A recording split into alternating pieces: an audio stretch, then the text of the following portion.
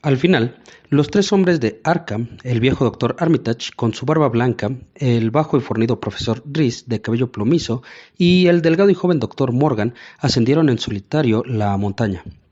Después de muchas y pacientes instrucciones sobre la manera de enfocar y usar el catalejo, lo dejaron con el asustado grupo que permanecía en el camino. Y mientras ellos escalaban, el que tenía en turno el catalejo miraba ansiosamente. Era una ruta difícil, y Armitage necesitó ayuda más de una vez. Muy por encima del grupo que se afanaba, la enorme franja se sacudía como si su infernal hacedor pasara por ahí con la deliberación de un caracol. Era evidente que los perseguidores ganaban terreno. Curtis Watterley, de la rama no decadente, sostenía el catalejo cuando el grupo de Arkham se desvió radicalmente de la franja. Comentaba a la multitud que los hombres trataban de llegar a un pico subordinado que miraba desde arriba a la franja, considerablemente más adelante de donde los arbustos se movían ahora.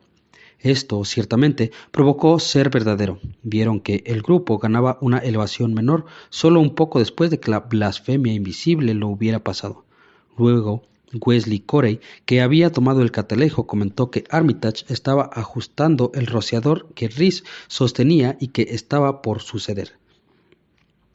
La multitud se movía inquieta en su lugar, recordando que el rociador daría al invisible horror un momento de visibilidad. 2 o 3 de los hombres cerraron los ojos, pero Curtis Watterley tomó de vuelta el catalejo y esforzó al máximo su vista. Vio que Reese, desde una posición ventajosa por encima y detrás de la unidad, tuvo una excelente oportunidad de esparcir el potente polvo con maravilloso efecto. Aquello, sin catalejo, solo vieron un destello de una nube gris del tamaño de un edificio relativamente grande cerca de la cima de la montaña. Curtis, que sostenía el instrumento, lo dejó caer por un penetrante alarido al lodo que le llegaba hasta los tobillos. Caminó de espaldas y se hubiera derrumbado sobre el piso si otros 2 o 3 no lo hubieran atrapado y sostenido. Solo podía sollozar de manera apenas audible. ¡Oh! ¡Oh! ¡Dios mío! ¡Eso! ¡Eso! Hubo un pandemonio de preguntas y solo Henry Wheeler pensó en rescatar el catalejo caído y limpiado del lodo. Curtis estaba más allá de toda coherencia. Incluso respuestas aisladas eran demasiado para él. Más grande que un granero, todo hecho de cuerdas que se retuercen, cuerpo con forma de un huevo de gallina, más grande que nada, con docenas de pies como barriles que desaparecen a medida que pisan, nada sólido en él, solo jadea, hecha de cuerdas que se retuercen y se empujan juntas, enormes ojos saltones por encima. 10 o 20 bocas o troncos salen por todos lados, grandes como tuberías de estufa, todas rozando, abriéndose, cerrándose, todas grises con un tipo de anillos azules o púrpuras. ¡Oh, Dios en los cielos y ese rostro en la cima! Ese último recuerdo, cualquier cosa que haya sido, probó ser demasiado para el pobre Curtis, quien colapsó completamente antes de que pudiera añadir más. Fred Farr y Will Hutchins lo cargaron hasta el costado del camino y lo depositaron sobre el húmedo pasto. Henry Wheeler, temblando, dirigió el catalejo rescatado hacia la montaña para mirar lo que allí estuviera. A través del lente eran discernibles 3 pequeñas figuras, aparentemente corriendo hacia la cima tan rápido como la severa inclinación se los permitía. Solo ellos y nada más. Luego todos percibieron el extraño y desagradable ruido que venía del fondo del valle e incluso de la espesura misma de Sentinel Hill. Era el trinar de un sinnúmero de chotacabras y su estridente coro parecía esconder una nota de malvada y tensa expectativa. Earl Sawyer tomó ahora el catalejo y reportó que las 3 figuras estaban de pie en la cresta de la montaña, virtualmente al mismo nivel del altar de piedra, pero a una distancia considerable. Una figura, dijo, parecía levantar las manos sobre la cabeza a intervalos rítmicos, y mientras Sawyer mencionaba aquella circunstancia, la multitud parecía escuchar un débil y musical sonido a la distancia, como si un fuerte cántico acompañara a los gestos. La extraña silueta de aquel distante pico debía ser un espectáculo infinitamente grotesco e inexpresivo, pues ningún observador se sintió con la necesidad de extremar alguna apreciación estética. Supongo que están diciendo el hechizo, susurró Wheeler, mientras tomaba de vuelta el catalejo. Los chotacabras trinaban salvajemente en un irregular y curioso ritmo, nada parecido al del ritual visible. De pronto, la luz del sol pareció disminuir sin la intervención de alguna nube discernible. Era un fenómeno peculiar, notado por todos los presentes. Un estruendoso ruido pareció brotar debajo de las colinas, mezclando extrañamente con el estrépito concordante que venía claramente del cielo. Vieron relámpagos por todos lados, y la asombrada multitud buscó en vano algún presagio de tormenta. El cántico de los hombres de Arkham ahora era inconfundible, y Wheeler, mientras miraba por el lente, vio que todos levantaban sus brazos en una rítmica recitación. Desde algunas lejanas granjas llegó el frenético ladrido de los perros. El cambio en la calidad de la luz del sol se hizo más patente y la multitud miraba hacia el horizonte asombrada. La oscuridad púrpura, nacida de algo más que del espectral ahondamiento del azul del cielo, se precipitó sobre las colinas murmurantes. Luego sucedieron más relámpagos, quizá más brillantes que antes, y la multitud imaginó que mostraba una suerte de niebla alrededor del altar de piedra en la distante altura.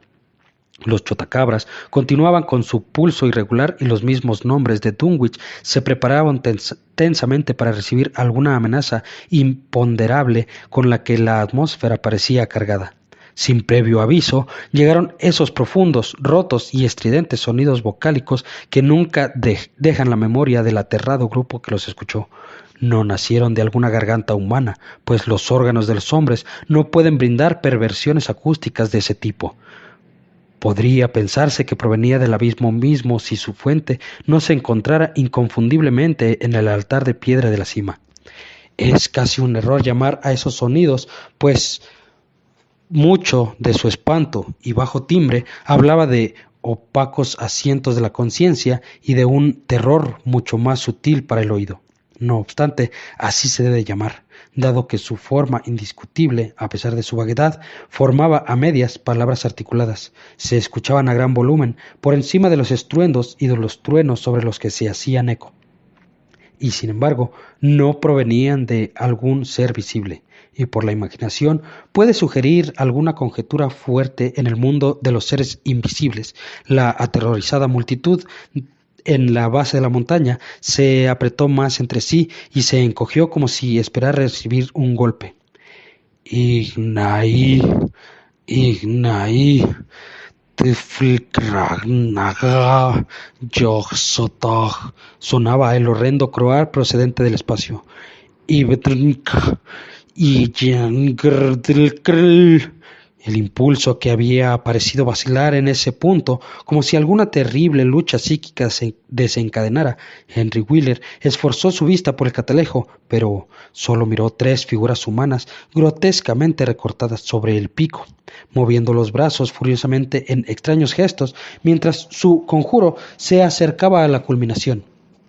¿De qué negros pozos de arqueróntico temor o sensación, de qué abismos insondables de conciencia extracósmica o herencia oscura, latente y provenía esos casi articulados truenos? El grupo continuó con renovados bríos y coherencia mientras se acercaba a un frenesí completo, desnudo y definitivo. Ya, ya, ya, ya, ya, ya, ya, ya, ya, nga, ayuda, ayuda, padre, padre, Yoxotat. Pero eso fue todo. El pálido grupo en el camino, todavía recalculando frente a las inconfundibles sílabas en inglés que se habían vertido espesa y estruendosamente desde el frenético vacío a un costado del altar de piedra, nunca escucharía esas sílabas de nuevo. En lugar de eso, ellos saltaron violentamente ante la terrorífica explosión que parecía traer las colinas. El ensordecedor y cataclísmico estruendo cuya fuente, ya fuera al interior de la tierra o en el cielo, nunca pudo definir algo de los presentes. Un solitario relámpago se disparó desde la purpúrea cenit hasta el altar de piedra y una enorme ola de fuerza invisible, de indescriptible peste, surgió desde la colina e inundó el campo. Los árboles, el pasto y los arbustos fueron sacudidos furiosamente, y la aterrada multitud en la base de la montaña, debilitada por la letal fetidez que parecía querer asfixiarlos, casi se desplomó sobre sus pies. Los perros aullaban a la distancia, el verde pasto y el follaje se marchitaron en un tono amarillo grisáceo enfermizo, y sobre el campo y el bosque los cuerpos de los chotacabras muertos cayeron desperdigados. La pestilencia se disipó rápidamente, pero la vegetación nunca se recuperó del todo. Incluso hoy en día hay algo extraño e impío en los brotes que crecen alrededor de la terrible colina. Curtis Watterley apenas recuperaba la conciencia cuando los hombres de Arkham regresaban despacio de la montaña, bajo unos rayos del sol que brillaban de nuevo inmaculados. Estaban serios y silenciosos. Parecían sacudidos por recuerdos y reflexiones incluso más terribles que las que habían recibido los lugareños en su tembloroso estado. En respuesta al montón de preguntas, solo negaron con la cabeza y afirmaron un hecho vital. La cosa se ha ido para siempre, dijo Armitage. Ha sido dividida en lo que originalmente la habían formado y no pudo existir de nuevo. Era una imposibilidad en el mundo normal. Solo estaba formada en menor medida por materia en el sentido en la que la entendemos. Era como su padre, y en gran parte ha regresado a él, al vago reino o dimensión exterior a nuestro universo material. Algún extraño abismo que sólo los más inflaustros ritos de la blasfemia humana podrían convocar durante un momento sobre las colinas. Hubo un breve silencio, y esa pausa, los dispersos sentimientos del pobre Curtis Watterley comenzaron a tejer de nuevo una suerte de continuidad, por lo que se puso las manos en la cabeza con un quejido. La memoria parecía retomar el punto en el que lo había abandonado, y el horror del espectáculo que lo había postrado estalló de nuevo. ¡Oh, oh, Dios mío! Ese rostro por encima, ese rostro con ojos rojos y crespo cabello albino, sin barbilla como los Watterley.